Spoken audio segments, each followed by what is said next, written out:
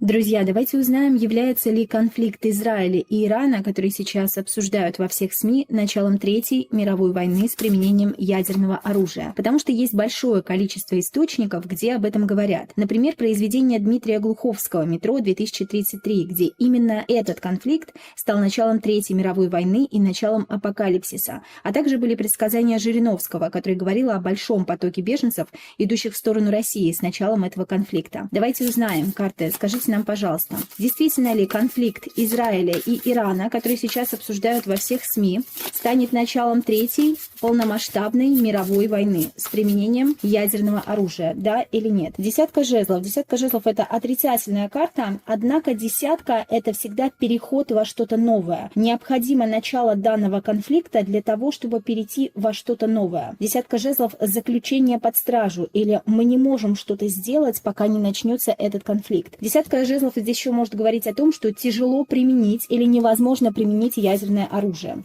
Рыцарь жезлов. Рыцарь жезлов говорит о том, что действительно конфликт перерастет вполне возможно в нечто большее и перекинется на какие-то другие страны, но тем не менее я не вижу здесь ядерного взрыва, я не вижу здесь полномасштабной Третьей мировой войны. Нас могут сейчас только пугать, друзья мои. Что у нас на дне колоды? На дне колоды у нас девятка пентаклей. Девятка пентаклей говорит о стабильности, или девятка пентаклей еще может говорить о том, что разрушение всех городов рядом стоящих и близлежащих стран невозможны. Нужна стабильность, нужно понимание, как нам двигаться дальше, а понимания этого вполне возможно сейчас нет. И паж кубков еще говорит о мимикрии, о притворстве. Мы притворяемся, что сейчас происходит нечто большее, чем на самом деле есть. И поэтому здесь я не могу сказать, что конфликт перерастет прямо в Третью мировую войну. А давайте посмотрим, правдивы ли все те кадры обстрелов, которые нам сейчас показывают из Израиля и Ирана, или что-то из этого сгенерировано нейросетью, допустим, или была применена пиротехника. Правдивы ли все те кадры, хочется у меня карта выпасть, пусть падает, тройка пентаклей, подстроиться под кого-то или под что-то, или сделать своими руками, то есть сделать с помощью нейросети, или была применена пиротехника, друзья мои, поэтому не все кадры, которые нам сейчас показывают, правдивы. Карта дьявола, конечно, дьявол — это связующее звено, дьявол